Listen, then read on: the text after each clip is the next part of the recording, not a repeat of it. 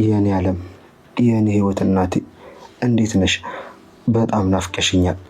ምን ብዬ እንደምነግርሽ ራሱ አላውቅም። መኖርሽን አላምን ብዬ በጣም ከብዶኛል።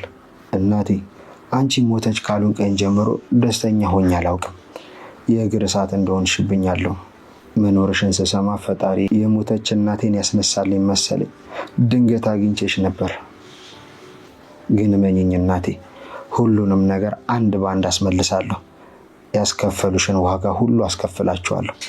እስካይስ ጨንቆኛል እናቴ። ዓለሜ በጣም ወድሻለሁ። ቤቲ የናቲ ጉዳይ ከአንቺ ጋር ምን ያገናኘዋል? ምንድነው? ቆይ የምታወራው? ምንም አላወራውም። ካወራውም ግልጽ ነው ያወራው። እሱ እኮ ልጅክ ነው። ቅድምም ነገራቸው አናዶኝ ነው። ጥሩ። ሌላው ደግሞ እኔ ባልሽ ነኝ። የሆንክ እንደሆነስ? ቆይ ምን አድርጊ ነው የምትለኝ በማታ? ቤቲ ተረጋጊ። ሌላ ምንም ያናድ ነገር አልተፈጠረም። ተፈጥሯል። አንተ ነህ ቤቱ የምታስደፍረው። ቤቲ አንቺም በማይነካ ከአንቺ ጋር በማይገናኝ ነገር ጊዜሽንም ጨጓራሽንም አጨረሽ። ናቲ ለወይዘሮ አለሜ ለእናቱ በትሁት በኩል ደብዳቤ ላከላት። ደብዳቤውም እንዲህ ይላል። እናቴ እወድሻለሁ፣ በጣም ናፍቀሽኛል። አንቺን ይህን ሁሉ እንዳስከፈሉሽ እኔም ከዚህ በላይ ዋጋ አስከፍላቸዋለሁ። እስከማይሽ ድረስ በጣም ናፍቀሽኛል ይላታል።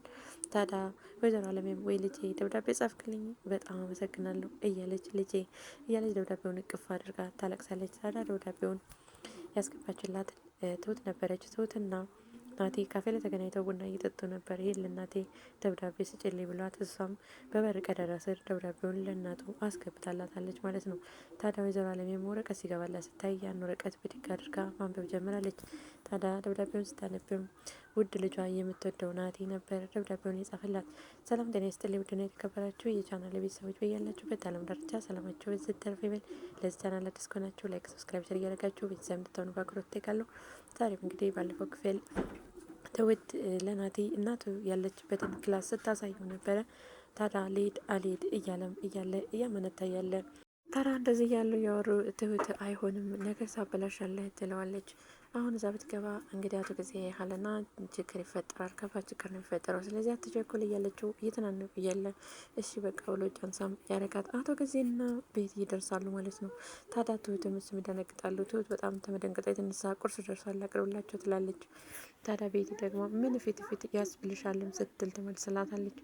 በዚሁ መለስ ያደረግና ናቲ እንዴ አሁን ትሁት ምን ክፉ ቃል ተናገረች ይላል። ታዲያ አቶ ጊዜ ትሁት ይላታል ወይ ቁርስ አቅርቢልን በማለትም ወደ ሳሎን ይሄዳሉ። ታዲያ ያን ጊዜ ነበር ናቲም እንግዲህ ወደ እናቱ ወዳለችበት ክላስ መግባት ትቶ ነገሩ ስለተደረሰበትና እዛ ብገባን ጥሩ ነገር አይፈጠርም በማለትም እንግዲህ ናቲም ወደ ሳሎን ሄዷል ማለት ነው። ታዲያ ለትሁት እንግዲህ ቁርሱን ታቀረበችላቸው በኋላ አቶ ጊዜ ምን ማድረግ አለብን ይችን ልጅ ማስጠንቀቅ አለብን በማለትም ለቤቲ ይነግራታል ማለት ነው። ቤቲ ግን ከዚህ ቤት እንድትወጣ ነበር የፈለገችው ማለት ነው። ታዲያ አቶ ጊዜም ተነስተው ወደ ስራው ይሄዳል። ታዲያ ወደ ስራም ከሄደ በኋላ የትሁትን ቤተሰቦች ነበር ማጣራት የፈለገው ማለት ነው። እነሱን በማስፈራራት እንግዲህ እሷን ሊያስፈራራት ይመስለኛል። አድራሻቸውን በደንብ ካወቀ በኋላ ትሁትን በቤተሰቦቿ እያስፈራራ ምንም ነገር እንዳታወጣና እንዳትናገር ለማድረግ ይመስለኛል። ታዲያ ሳሎን እያጸዳች ያለች ቤቲ ትመጣና አንቺ ቆይ ምንድነው የምትፈልገው ትላታለች። ታዲያ ትሁትም እኔ የምፈልገው ብችል ከዚህ ቤት እንደወጣ ነበር ትላለች። ታዲያ አቶ ጊዜ እምቢ አለ እንጂ እኔ ምኞቴ ነበር ትላለች ቤቲ።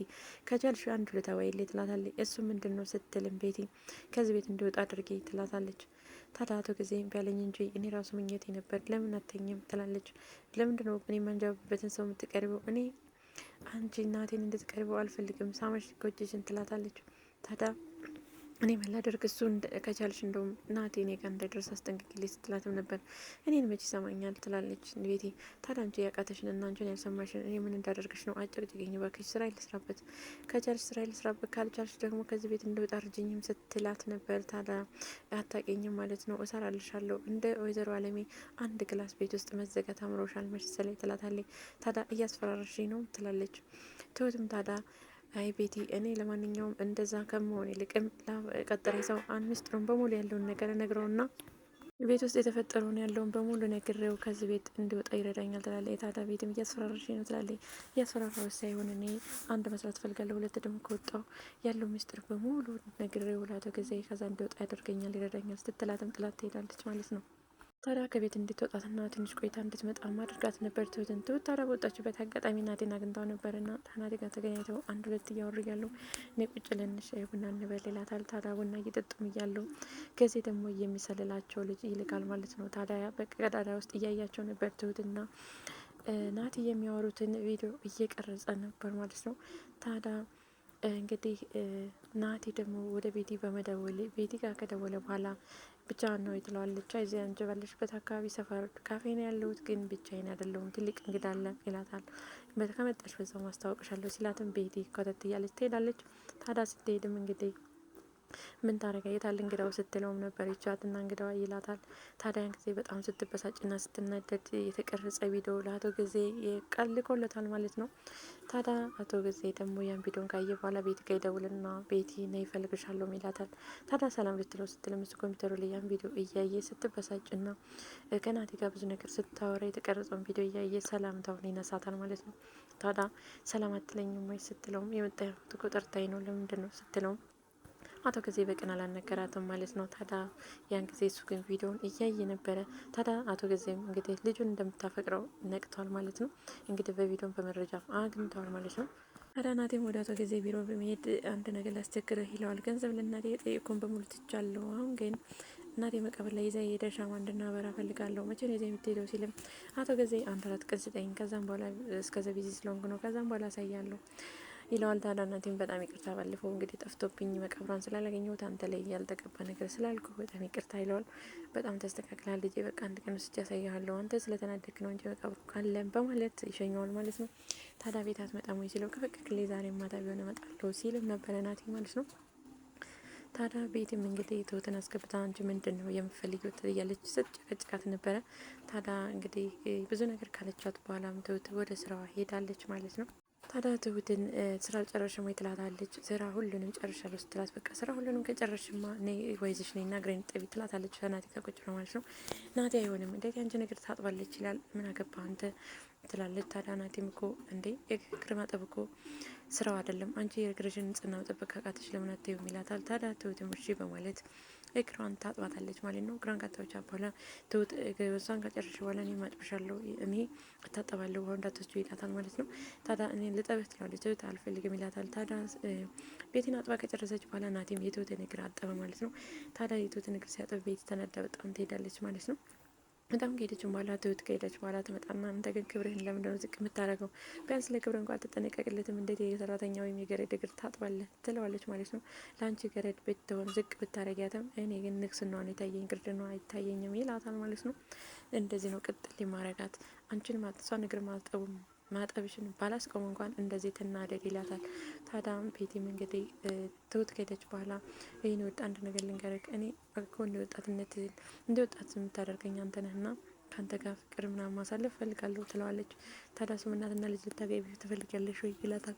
ፍቅር መስጠት የምችለው አንተ ነህ፣ እኔ ግን የወጣትነት ዘመኔ እንደዚህ ሆኖ አይልቅ፣ ስለዚህ ነገሮች በሙሉ ይስተካከላሉ እያለች ስነካከው አቶ ጊዜ በር ከፍቶ መጥቷል ማለት ነው። ታዲያ ያን ጊዜ ቤቲ በጣም ትደነግጣለች ማለት ነው።